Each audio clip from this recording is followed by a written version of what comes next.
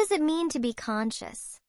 Right now, reading these words, hearing this sound, something is happening. There's an experience occurring. This is consciousness. The sensations in your body, the thoughts drifting through your mind, or perhaps emotions responding to these words.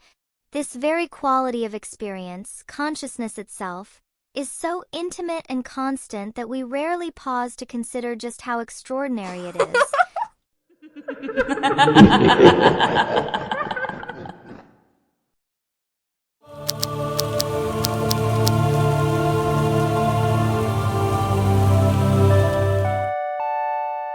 Welcome to The Human Experience, a life contemplation. In this journey, we'll explore the dimensions of human existence from the most fundamental to the most specialized. And there's no more appropriate place to begin than with consciousness itself, the ground of all experience.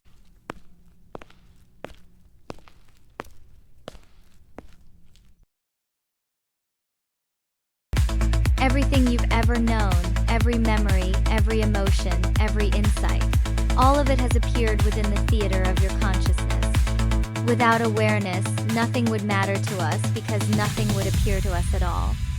Consciousness is the foundational context for everything else we'll discuss in this series. But here's what's fascinating. Despite consciousness being our most intimate possession, it remains one of the most elusive phenomena to understand. Let's begin to unpack why. So what exactly is consciousness? Philosophers and scientists often distinguish between two aspects. First, there's phenomenal consciousness, the raw, subjective experience or what it is likeness of awareness. The blueness of the sky, the sharpness of pain, the particular quality of nostalgia. This is the felt quality of being. Second, there's access consciousness. The contents of experience available for reasoning, decision-making, and verbal report. This involves information processing in the brain. When you look at an apple, phenomenal consciousness is the redness you experience, the visual sensation itself. Access consciousness is your ability to think about that apple, describe it, remember similar apples, or decide whether to eat it. But this raises what philosopher David Chalmers famously called the hard problem of consciousness. Why should physical processes in our brains give rise to subjective experience at all? The brain is an electrochemical organ, neurons firing in complex patterns. But how does that physical activity translate into the felt sense of being alive, of having experiences? Feet tap tapping, hips sway swaying. Even the mouth gets in on the playing. Family moments that we'll be missing when we ride the broom in the kitchen. We can map neural correlates, the brain activities that correspond to conscious experiences. We can observe how damage to particular brain regions affects conscious awareness. Identifying these correlations is crucial progress. Often called the easy problems, though still immensely complex scientifically. But these correlations don't yet bridge the fundamental gap. They show what brain activity coincides with an experience, but not why that physical activity should feel like anything at all from the inside. That qualitative leap remains the hard problem.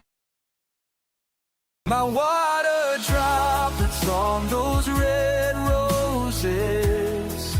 Imagine trying to explain to someone who has been blind from birth what seeing the color blue is like. You could describe wavelengths of light, how the retina works, even which brain regions activate. But none of that conveys the actual, subjective experience of seeing blue. This explanatory gap between third-person physical descriptions and first-person subjective experience remains one of the most profound puzzles in human understanding. It's what makes consciousness fundamentally different from other scientific problems. It involves the very instrument we use to investigate it. The philosopher Thomas Nagel framed this elegantly when he asked, "What is it like to be a bat?" Nagel's famous question highlights the fundamentally subjective nature of phenomenal consciousness. We can study bat physiology, echolocation, and behavior exhaustively. might even understand a bat's access consciousness, how it processes information for navigation, but we can never truly access the raw, subjective experience of batness itself. Similarly, while we all share human physiology, your experience of consciousness remains ultimately private, accessible only to you.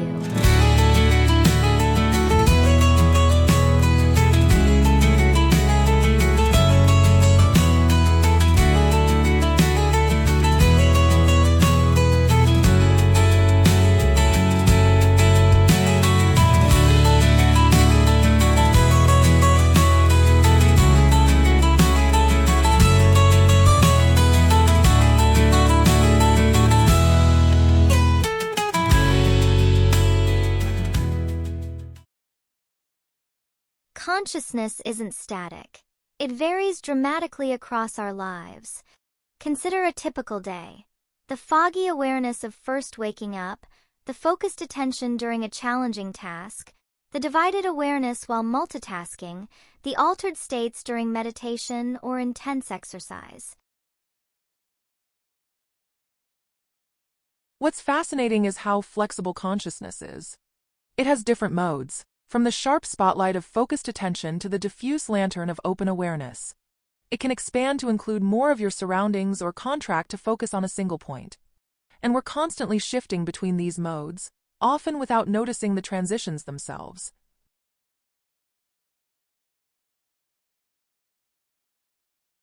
Think, for instance, of searching intently for your lost keys, a narrow spotlight, versus simply soaking in the atmosphere of a quiet park, a wide, receptive lantern of awareness.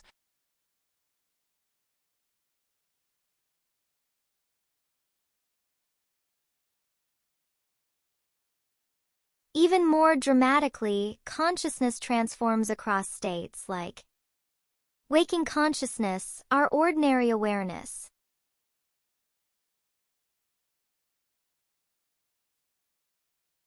Dreaming, where consciousness creates entire worlds while we sleep.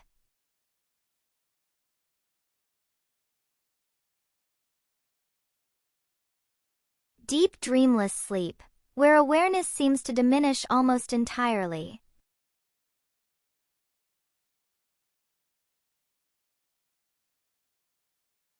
Meditative states, where consciousness can become exceptionally clear and present.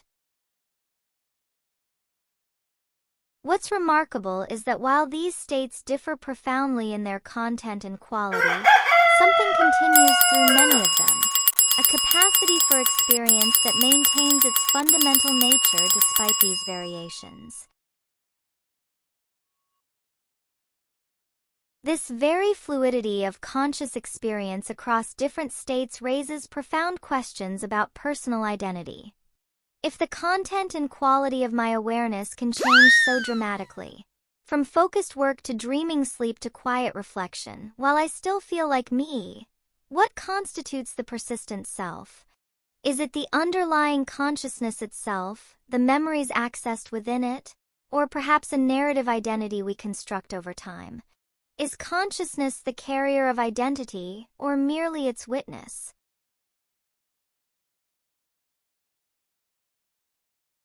Our relationship with consciousness evolves dramatically throughout life. Infants likely have conscious experiences. They feel pain, pleasure, and recognize faces, but seem to lack the capacity to reflect on their experiences as experiences. Around age 2, many children show behavioral signs of self-recognition. They begin to understand that the image in the mirror is them, not another child. While interpreting specific behaviors as direct evidence of inner experience requires care, this marks a significant developmental step towards explicit self-awareness.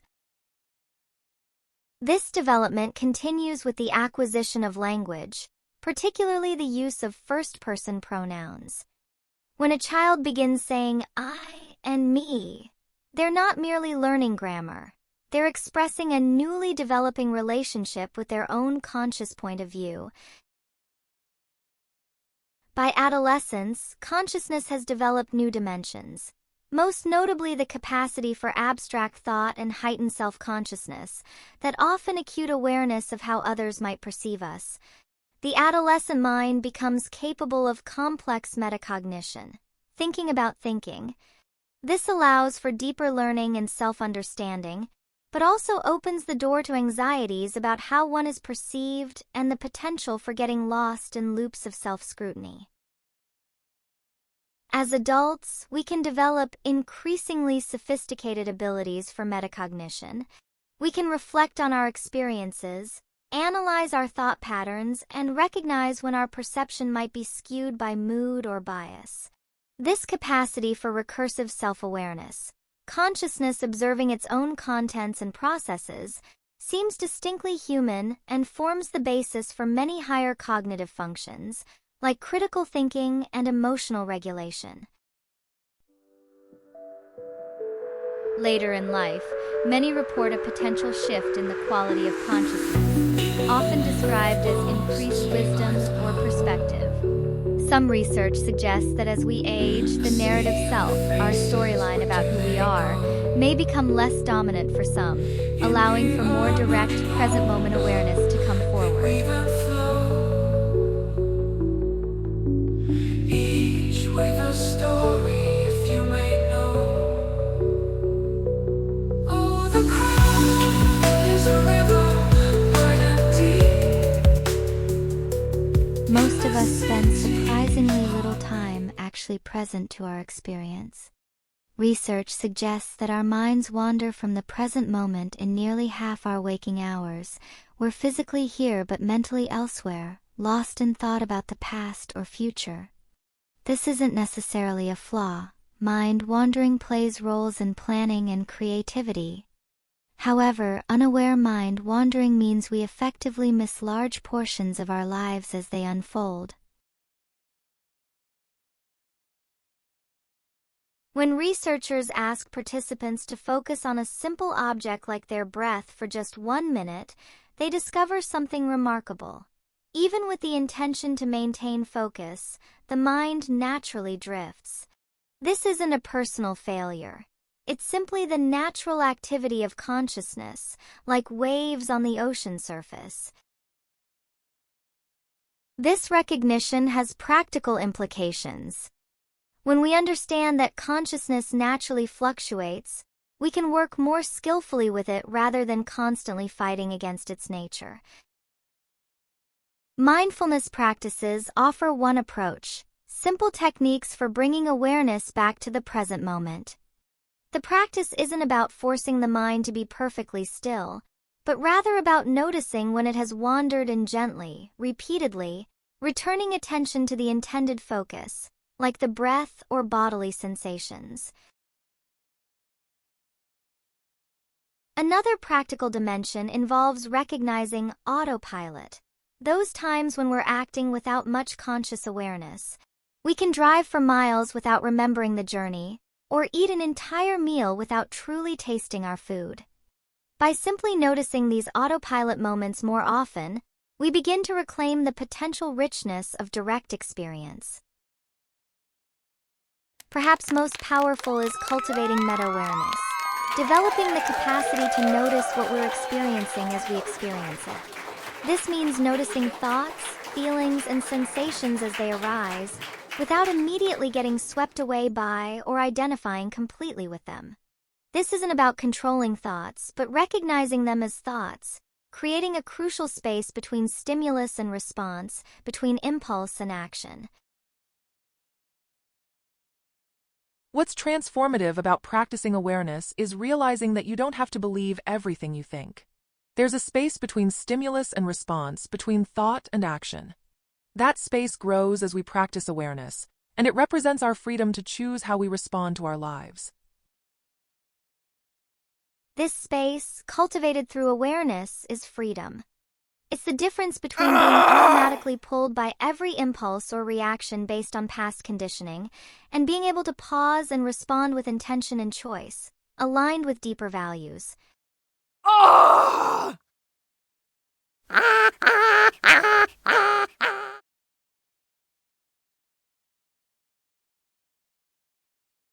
Our understanding of consciousness doesn't exist in a vacuum. Throughout history, diverse cultures have developed sophisticated frameworks for exploring and understanding awareness.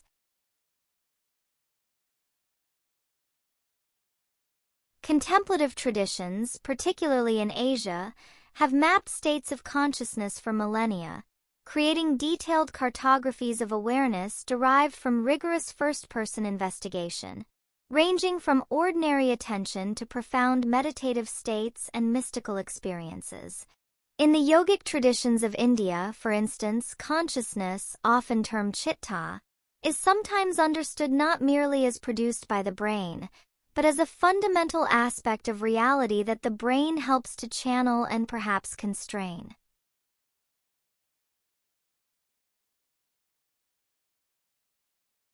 Meanwhile, contemporary neuroscience and psychology approach consciousness primarily through third-person methods. Brain imaging, behavioral studies, computational models, and clinical observation. The dominant scientific paradigm generally views consciousness as an emergent property of complex neural activity, though exactly how subjectivity arises from physical processes remains the central mystery, the hard problem we discussed.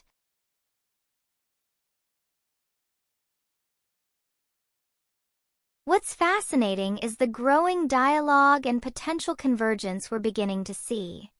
Ancient wisdom traditions that emphasize the careful observation of experience from the inside are now interacting fruitfully with empirical approaches that observe the brain and behavior from the outside. Neuroscientists studying meditation are mapping brain states that correlate with subjective reports from long-term practitioners, whose reports were sometimes described centuries ago in contemplative texts. Similarly, modern research on neuroplasticity lends scientific support to ancient ideas about the mind's capacity for transformation through dedicated training and practice.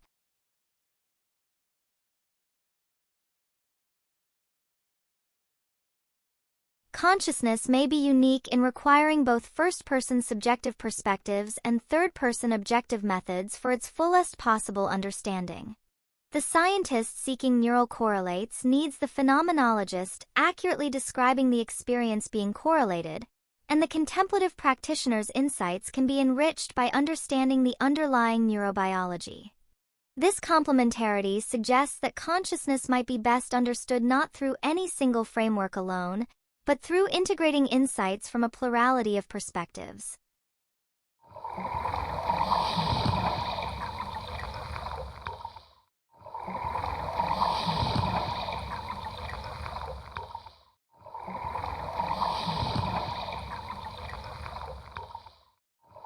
We've only begun to scratch the surface of consciousness, yet already we can appreciate its profound significance.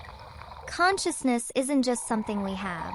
In a fundamental sense, it's the aware space within which all our experiences unfold. It's arguably what we are most essentially.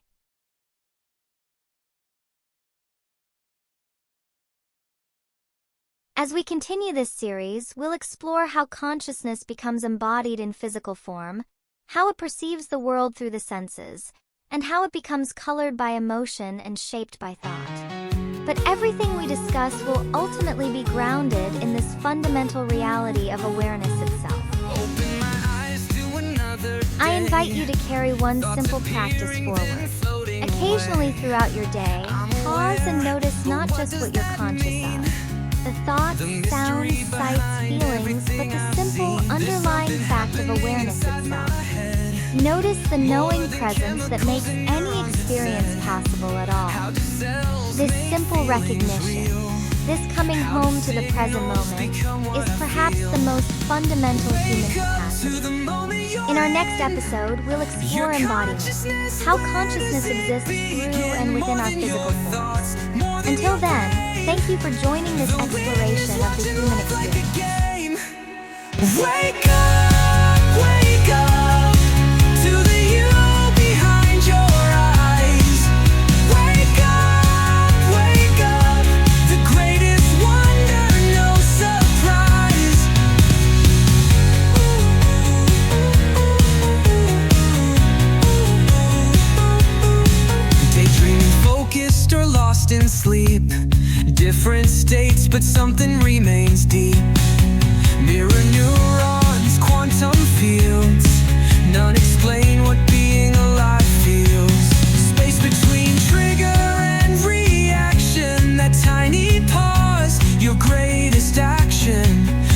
one moment, here and now, the only place freedom's allowed. Wake up to the moment you're in, your consciousness, where does it begin? More than your thoughts, more than your brain, the wind is watching life like a game. Wake up to the you behind your eyes. Wake up, the greatest wonder hiding in plain sight.